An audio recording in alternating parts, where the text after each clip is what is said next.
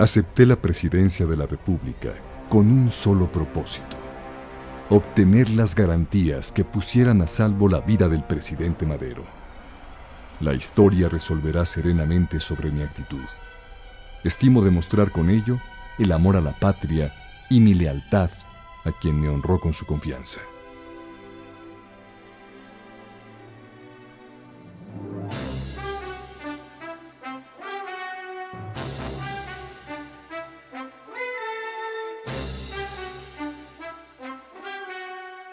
Pedro Lascurain ocupó la presidencia de México durante escasos minutos. Figura clave en la transición del poder entre el gobierno demócrata de Francisco Ignacio Madero y la dictadura del general Victoriano Huerta. El destino de Lascurain quedaría marcado por las decisiones que tomó en aquel febrero de 1913, durante la Decena Trágica, cuando la capital mexicana vivió 10 días de terror, angustia y muerte.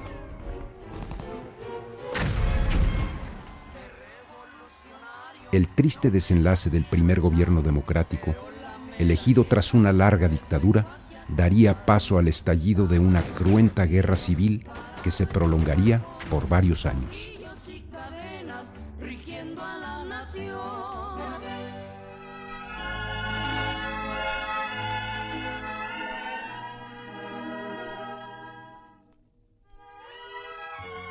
Al comenzar el siglo XX, México figuraba como una nación joven y próspera. Conducida por el general Porfirio Díaz, caminaba bajo el lema positivista de orden y progreso.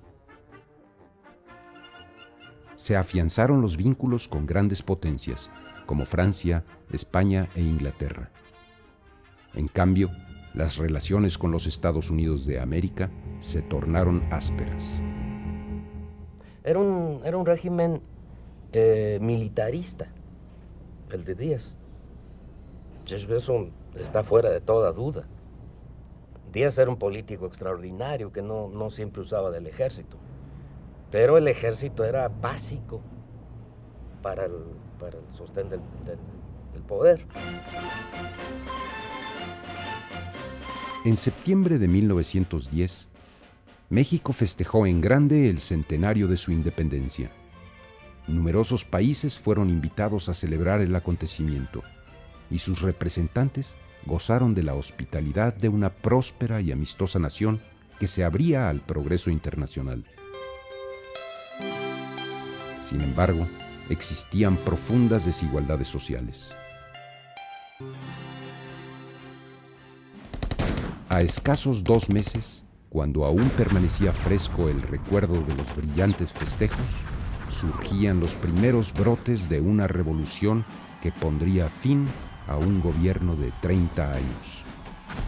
El 20 de noviembre de 1910 estalló en México la primera revolución del siglo XX. A nadie le interesaba tener una revolución en este momento de la vida política del país, después de más de 30 años de paz, después de todas las experiencias del siglo XIX. Entonces, la llegada de Madero primero a la escena política y después al gobierno va a ser muy significativa y muy importante. No era hasta ese momento un político que pensara en la revolución como tal, ¿no? Es decir, de hecho nunca pensó en la revolución como tal, es decir, como un cambio radical del sistema político. Él pues tomó la decisión de un día para otro, ¿no? Es decir, se vino la imposición porfirista y de inmediato él estaba ya dispuesto a tomar las armas, ¿no?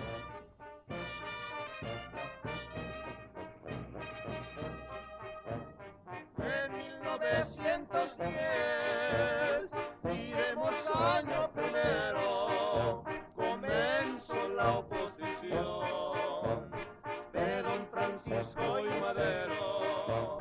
La cuestión que trae Madero con el señor don Porfirio. A los pocos meses, el viejo general Porfirio Díaz abandonaba el país rumbo al exilio. Francisco León de la Barra, canciller porfirista, era nombrado presidente interino. Nuevas elecciones llevarían a Francisco I. Madero a la presidencia y a José María Pino Suárez a la vicepresidencia.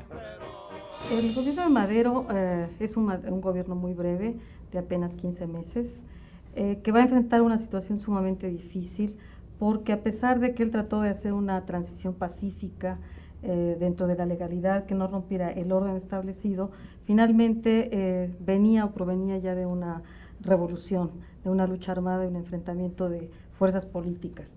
Lo que había habido, eso sí, era una tradición de levantamientos y rebeliones y todo eso, que venía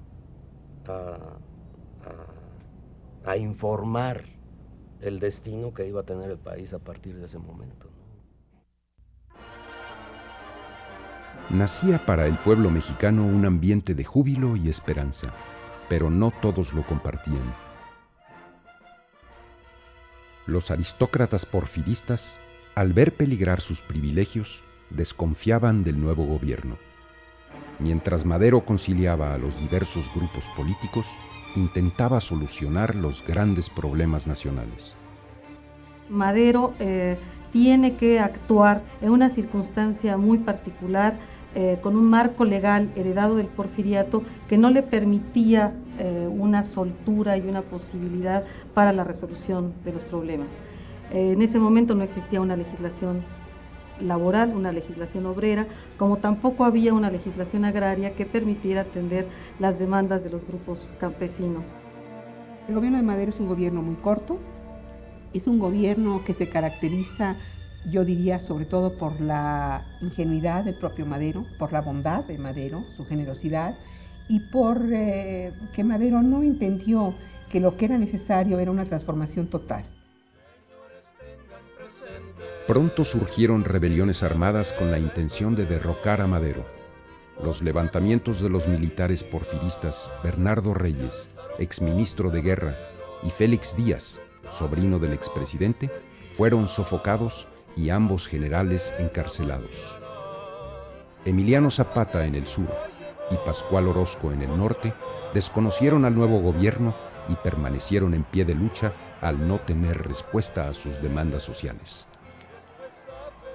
Los revolucionarios tenían, pero metido hasta la médula, el problema agrario como problema fundamental de la revolución. Entonces, Madero encargó a un grupo de diputados encabezados por Juan Saravia que le hicieran una serie de proyectos legislativos para atacar el problema de la tierra. Madero tuvo la desgracia de no saber tratar a un grupo tan radical y tan exigente como era el zapatismo. Entonces, pues claro, como Zapata se rebeló, pues el ejército se le fue en contra. Claro, a Zapata no lo querían en ninguno de esos grupos, ¿no? Pero sí pensaban que era muy alarmante que el presidente de la revolución triunfante empezara a combatir a los campesinos.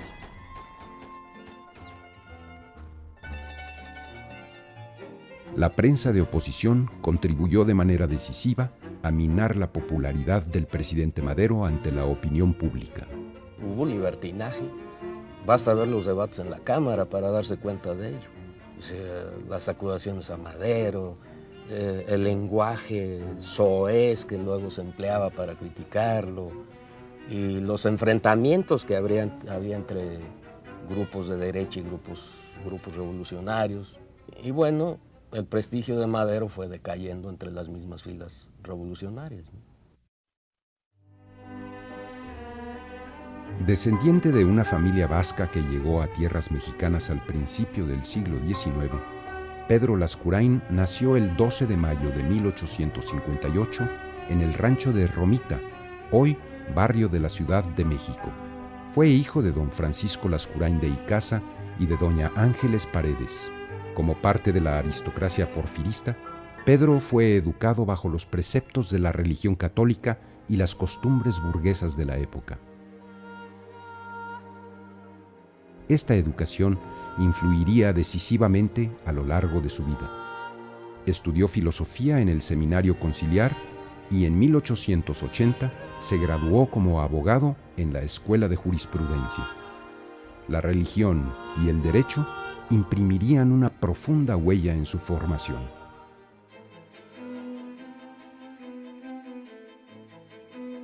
Inició el ejercicio de su profesión en el bufete de su maestro, el famoso jurista Agustín Rodríguez. Por su recomendación, impartió la cátedra de Derecho Civil en la Escuela de Jurisprudencia hasta el año de 1912, en que fue fundada la Escuela Libre de Derecho. Su obra está íntimamente vinculada a la de la Escuela Libre de Derecho, por el hecho de haber sido profesor de ella, su rector y también rector honorario. Se incorpora como profesor de la misma hasta el año de 1913, en el mes de abril, después precisamente de la Decena Trágica, después precisamente del acontecimiento que lo llevó a ser presidente interino de la República por unos minutos. En 1890, a la muerte de su padre, Pedro Lascurain, y su hermana, María de los Ángeles, heredaron, entre otras propiedades, los terrenos del Rancho Romita. Años después, Lascurain se asociaba con los norteamericanos Edward Orrin y Louis Lamb a fin de urbanizar esos terrenos del barrio, desde entonces conocido como la Colonia Roma. Bellas casonas de arquitectura afrancesada surgieron a lo largo de amplios bulevares, dando forma a una de las zonas residenciales más señoriales de la época.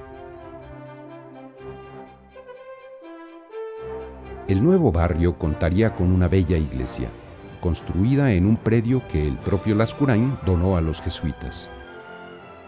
La Sagrada Familia. En los últimos años del régimen porfirista, Lascurain fungió como síndico y concejal del Ayuntamiento de la Ciudad de México, y en 1912, durante el gobierno maderista, ocupó la presidencia municipal por unos cuantos meses.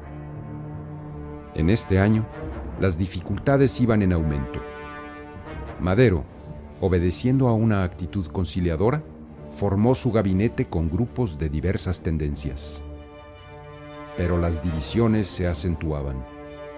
Los porfiristas constituían un obstáculo a las reformas urgentes. Debido a desacuerdos con el vicepresidente Pino Suárez, el porfirista Manuel Calero, secretario de Relaciones Exteriores, fue enviado como embajador a Washington. Así, el 9 de abril de 1912, el presidente Madero invitó a Pedro Lascurain a dirigir este ministerio en momentos cruciales para la diplomacia y el apoyo internacional.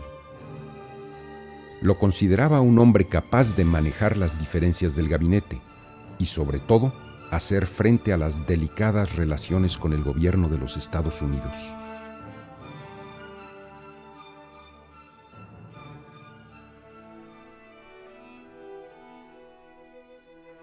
Lascurain dudó en aceptar la invitación del presidente, quien finalmente lo convenció de colaborar con él. Madero era un tipo que escogía siempre en el medio.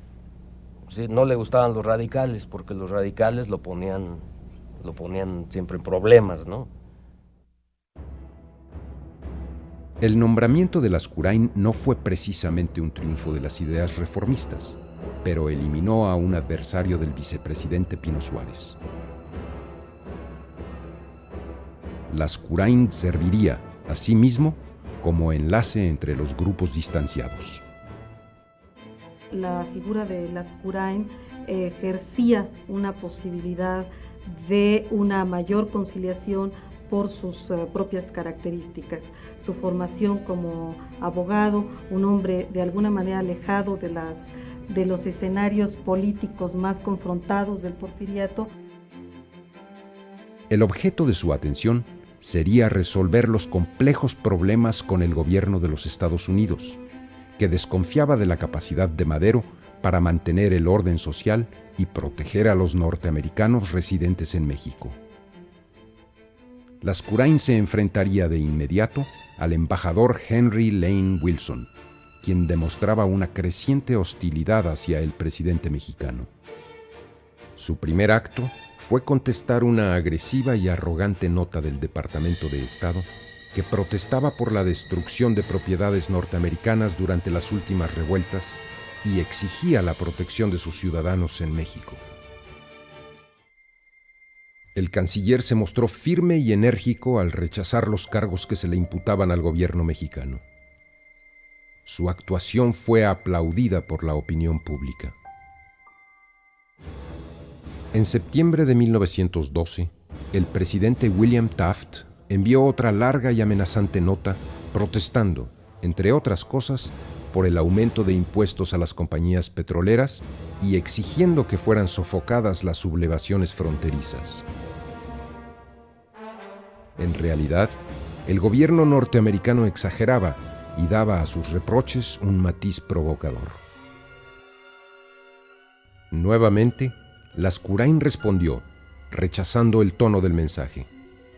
Manifestó que la pacificación del país habría sido más fácil si el gobierno de los Estados Unidos hubiera impedido la organización de rebeliones desde su territorio.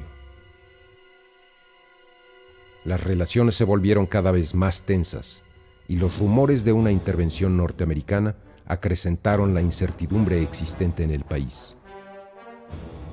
Madero decidió enviar a su canciller a los Estados Unidos en una misión confidencial. La familia Lascurain viajó a Nueva York haciendo escala en La Habana. Debido a lo delicado de la situación, la visita del canciller fue anunciada como un viaje de placer con motivo de las Navidades. La suspicacia de la prensa cubana relacionó el viaje del ministro con la amenaza de un posible arribo de barcos norteamericanos a Veracruz. Este desplazamiento en diciembre de 1912 para tratar de resolver estas cuestiones demuestra también la confianza que podía tener el presidente Madero en las gestiones de su secretario de Relaciones Exteriores. Un objetivo clave del misterioso viaje era la gestión del retiro del embajador Lane Wilson. Madero, temiendo el espionaje internacional, envió a Lascurain un telegrama cifrado. Antes de venir, procure a todo trance celebrar una conferencia con el presidente electo Woodrow Wilson. A fin de insistir en absoluto, no siga aquí el embajador Henry Lane Wilson. Si es necesario, dígale que es muy bebedor. El embajador Wilson intuyó que el viaje de Lascurain era una misión diplomática que podía perjudicar sus intereses. Viajó simultáneamente a Washington para entrevistarse con el presidente William Taft y poner en práctica su plan contra Madero. Lane Wilson sumaba a su antagonismo político una personal antipatía hacia Madero. Pretendía someterlo y suponía que el presidente mexicano se plegaría tarde o temprano a la política que él quería imponer en México. Hay que pensar en lo que era Wilson. No era un embajador, era un provocador que quería que el gobierno de Madero acabara. Pero no era tampoco un pensamiento suyo, ¿no? Era una línea política que ya estaba trazándose en Estados Unidos. Es decir, en Estados Unidos no querían a Madero. Y no querían a Madero porque sencillamente hacían el cálculo de que entre más durara el gobierno de Madero, más difícil se iba a poner la situación para sus inversionistas en México, ¿no? Este hombre que inicialmente intenta tener una posición protagónica de influencia acerca del gobierno maderista, va a verse aislado o relegado, no atendido en sus demandas y va a mostrar una profunda hostilidad contra Madero. Lane Wilson fue el instigador, sin duda, de todo un movimiento de contrarrevolución. Fue sin duda uno de los ingenieros o constructores del golpe de Estado que termina naturalmente con la caída de Madero y con su asesinato. Lascurain percibía la situación y se mantenía en guardia ante Wilson. Al parecer, el embajador actuaba por cuenta propia. Empezábamos a sospechar que Lane Wilson y Taft habían acordado el derrocamiento de Madero y utilizaban la amenaza de intervención como pretexto para crear un conflicto mayor.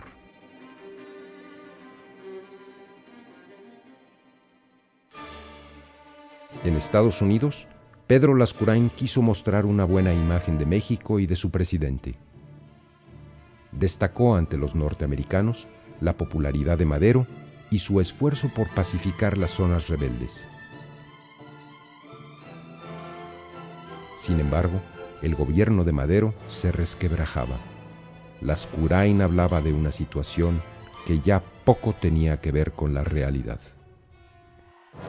Al cumplir un año en el poder, el presidente Madero redoblaba esfuerzos por conciliar los intereses de la nación, pero nadie estaba conforme.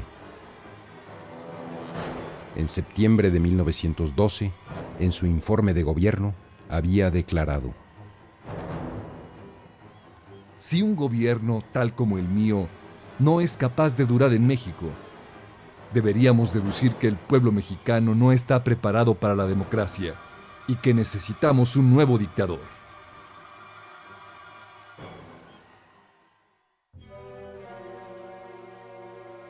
Al iniciar el año de 1913, la situación se tornó aún más difícil.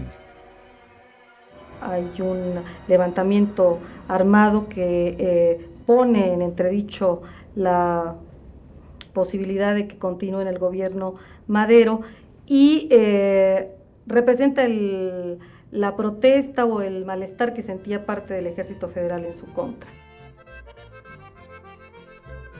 Señores, tengan presente que el día 9 de febrero, Mondragón y Félix Díaz se alzaron contra Madero. El domingo 9 de febrero de 1913 inicia la decena trágica con un golpe militar para derrocar al gobierno de Madero.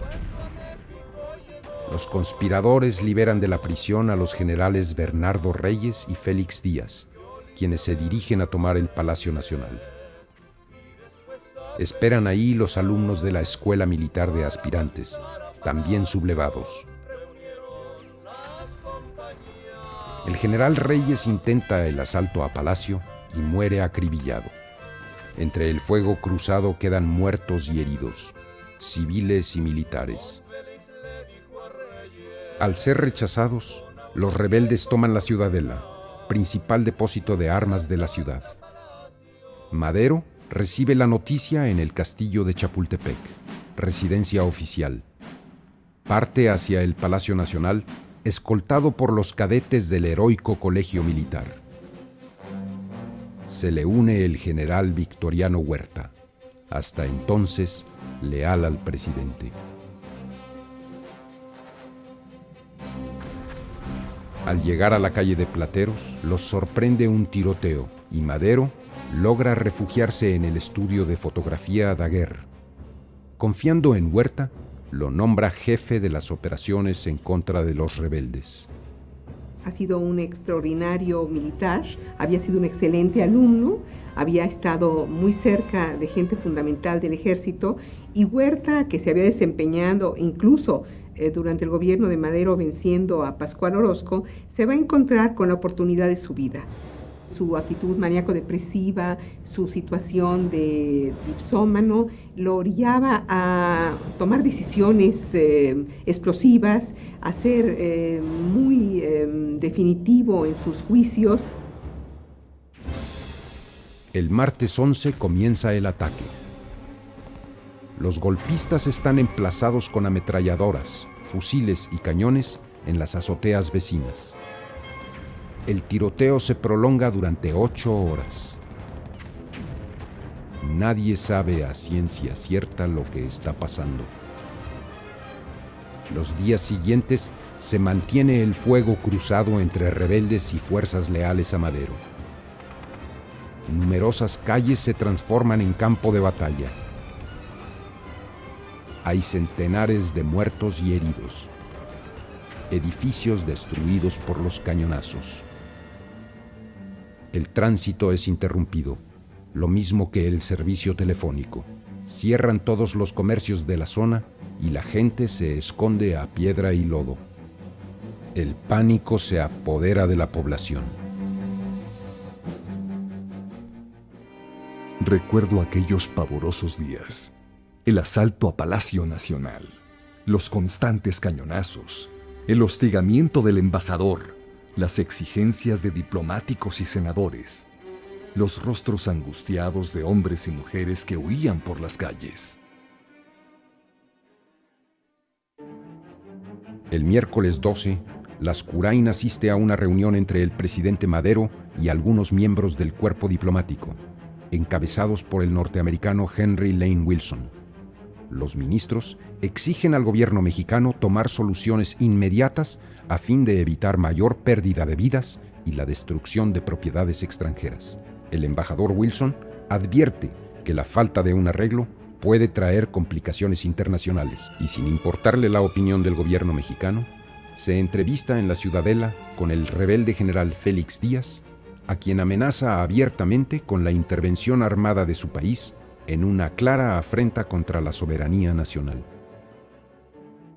Henry Lane Wilson pasa de la animadversión a las amenazas más directas y lleva a la movilización de tropas en la frontera norte e incluso la llegada de barcos a las costas mexicanas, lo que hace prever que pueda haber una intervención de los Estados Unidos en el país a raíz de estas dificultades. Esta actitud del gobierno de Estados Unidos, quien no rechaza las amenazas o no niega las amenazas de su embajador, van a llevar a otros representantes a suponer o a pensar que realmente Estados Unidos está interesado en la caída del gobierno maderista. A 4 días de iniciado el levantamiento, los cadáveres abandonados en las calles son quemados para evitar una epidemia. La mañana del viernes 14, me entrevisté con Wilson en la embajada norteamericana. Trató de impresionarme con la posibilidad de una ocupación militar. Me dijo que la opinión pública, tanto mexicana como extranjera, hacía responsable al gobierno de Madero de lo que estaba pasando. Lascurain recordaría, años después, la conducta del embajador. La voz y ademanes de Wilson no dejaban dudas sobre la intención que lo animaba y el obscuro propósito que perseguía. El mundo entero necesita conocer la hipócrita actuación del embajador en aquellos días de la decena trágica. Puso en peligro la inviolabilidad del territorio nacional y dejó en los anales de las relaciones internacionales de México una lastimosa memoria.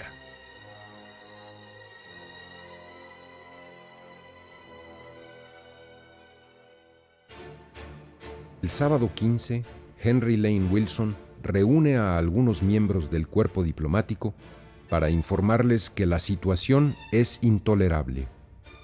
Les dice que el presidente Madero es un loco, un lunático incapacitado para gobernar y que está irremediablemente perdido, por lo que ha llegado el momento de hacerle saber que solo su dimisión lo puede salvar.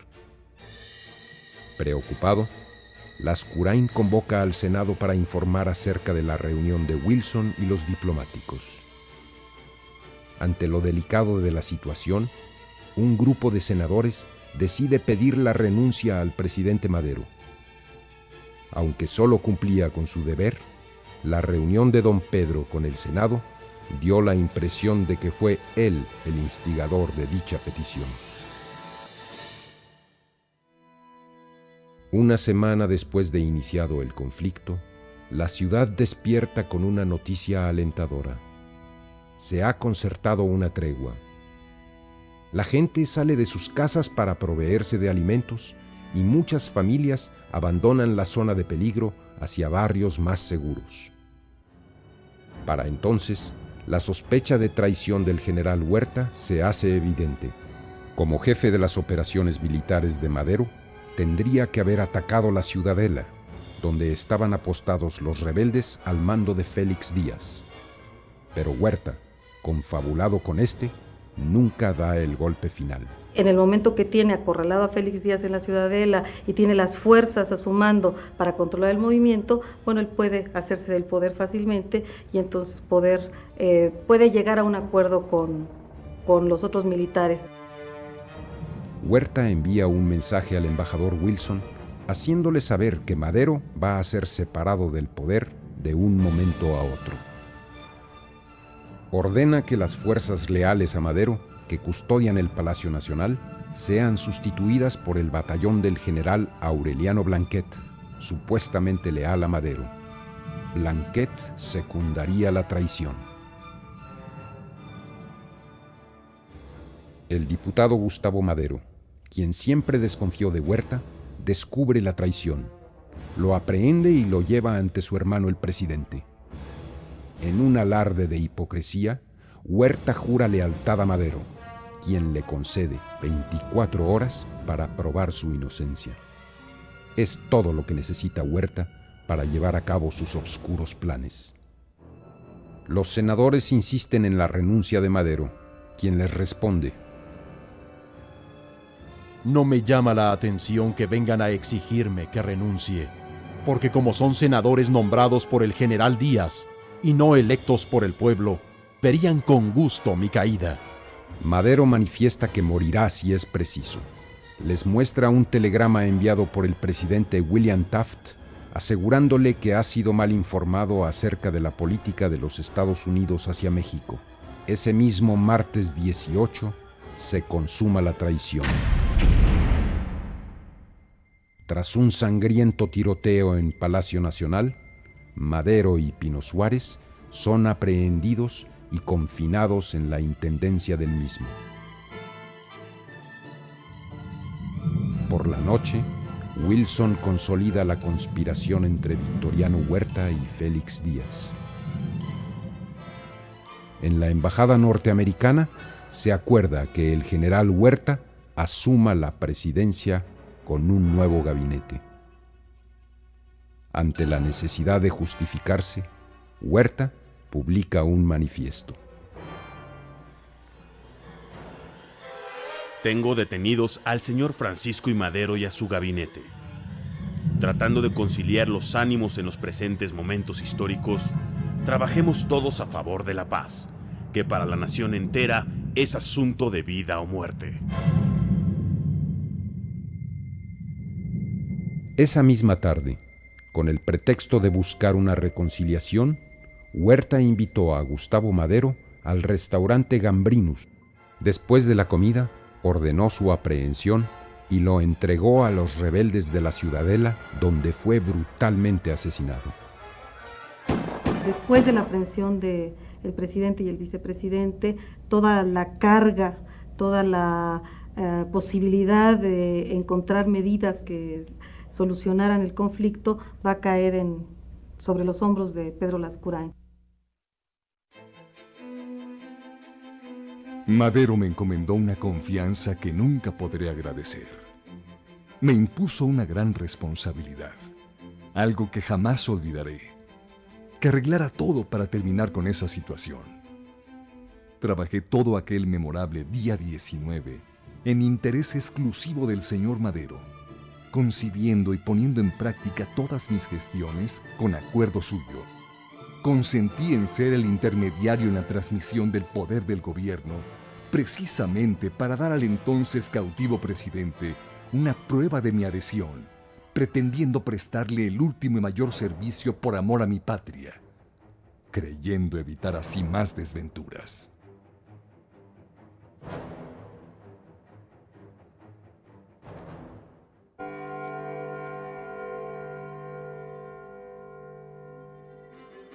Un comisionado de Huerta se presenta ante Madero para exigirle su renuncia. Ante la crítica situación, el presidente acepta renunciar, siempre y cuando sea respetado el orden constitucional. Exige que su familia y la de Pino Suárez sean conducidas esa misma noche hacia Veracruz para embarcarse al extranjero, condiciones que tendrían que ser aceptadas por Huerta en una carta firmada.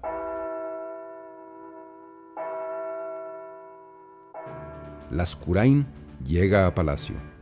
Madero le informa lo acordado y le encarga negociar las condiciones. Los ministros de España, Bernardo de Cologan y de Cuba, Manuel Márquez Sterling, visitan a Madero y le brindan su apoyo para salir del país en el crucero Cuba.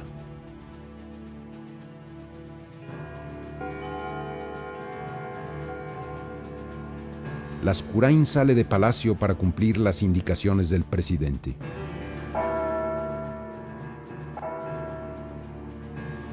Lascurain regresa acompañado de Ernesto Madero, tío del presidente, para informarle que Huerta ha aceptado cumplir las condiciones. Sin otra alternativa, Madero y Pino Suárez redactan sus renuncias. Ante las gestiones de Lascurain, Huerta aparenta arreglar la salida de los prisioneros a Veracruz esa misma noche. Esperanzadas, las familias se trasladan a la estación de Buenavista en espera de los prisioneros. La carta de Huerta con las condiciones para hacer efectiva la renuncia aún no aparece. Madero, desesperado, pide a su tío Ernesto que exija la carta de Huerta.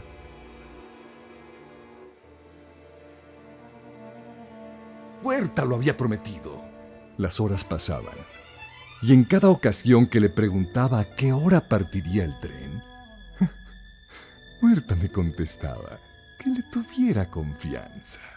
Convenía guardar el secreto para que no lo supiese el pueblo, que podía amotinarse y matar a Madero en el camino. La carta prometida por Huerta nunca llegaría.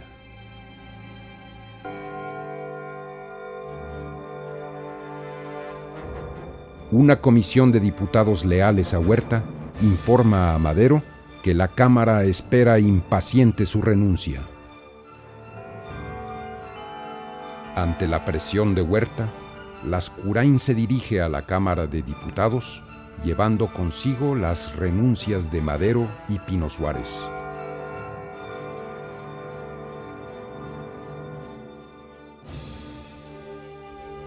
Según lo prometido, Márquez Sterling llega a Palacio para llevar a Madero a la estación del ferrocarril.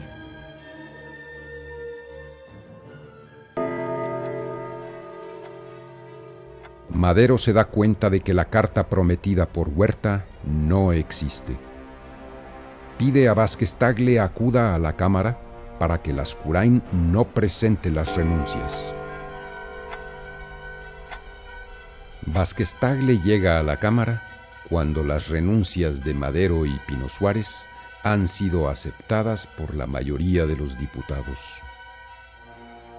De acuerdo con la Constitución, en ausencia del presidente y del vicepresidente, el cargo corresponde al ministro de Relaciones Exteriores. Así, Pedro Lascurain es nombrado presidente de la República. Obligado por las circunstancias y tras una votación aprobada rápidamente, lleva a cabo su único acto de gobierno. Nombra a Huerta ministro de Gobernación y renuncia. Estas consideraciones me hacen dimitir del puesto de presidente de la República, que por ministerio de ley he desempeñado por algunos momentos después de haber nombrado secretario de Estado y del Despacho de Gobernación al señor Victoriano Huerta. Ruego a ustedes, señores secretarios, se sirvan dar cuenta a la honorable Cámara de Diputados con esta renuncia para los efectos legales. México, febrero 19 de 1913. Pedro Lascurain. La esperanza se desvanece. Madero se da cuenta que el tren no saldrá nunca. Al día siguiente, la esposa de Madero se entrevista con el embajador Wilson y le ruega que ayude a salvar la vida de los prisioneros.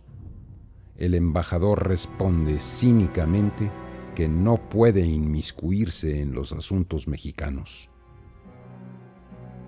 El día 21, el cuerpo diplomático es convocado por Wilson en el Salón de Embajadores de Palacio Nacional para presentar sus respetos y felicitaciones al presidente Huerta.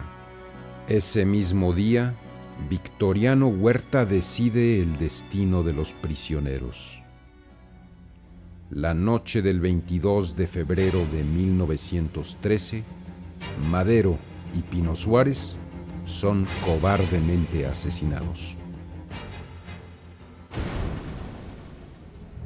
El domingo 23 de febrero, la ciudad despierta conmocionada con la noticia de que el presidente y el vicepresidente están muertos. Huerta mandó asesinar a Madero y Pino Suárez. Aquí terminan los versos y se han logrado gustar. Son compuestos por Lozano, un coplero popular. Nadie que se figure cómo se dieron los hechos podrá pensar que la renuncia se presentó lisa y llanamente al Congreso de la Unión y sin que antes recibiera el señor Madero los pasaportes para su expatriación. Nadie que tenga el sentimiento de la propia responsabilidad en una actuación tan difícil. Si desgraciadamente no se realizaron los propósitos, no fue por mi culpa. Todo México supo que había sido un vil golpe de Estado. Y no hubo realmente ni los Estados Unidos, no hubo nadie que les aceptara el teatro ese. Quizá, con un poco más de malicia, lo que Lascurain debió hacer es aceptar la presidencia como le correspondía constitucionalmente, pero no entregársela a Huerta, no nombrarlo secretario de Gobernación. Victoriano Huerta, popularmente conocido como el Chacal, duró pocos meses en el poder y nunca fue reconocido por los norteamericanos. El país se convulsionaría con una revolución que continuaría por muchos años.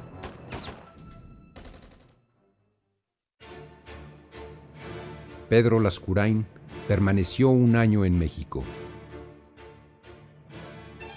En 1914 fue acusado de huertista. Se le decomisaron sus propiedades y tuvo que partir al exilio. Vivió en Nueva York durante 6 años con su esposa y sus 6 hijos. A su regreso a México, volvió a sus cátedras en la Escuela Libre de Derecho, donde fue rector honorario, y al ejercicio de su profesión. En 1932 fue presidente de la Barra Mexicana de Abogados. Al cumplir 50 años como abogado, el gobierno de Cuba le otorgó la Orden al Mérito Carlos Manuel Céspedes. En 1935 fue nombrado académico honorario de la Academia de Jurisprudencia y Legislación de Madrid. Dedicó muchos años al Colegio de las Vizcaínas. Fue vocal y presidente de su patronato.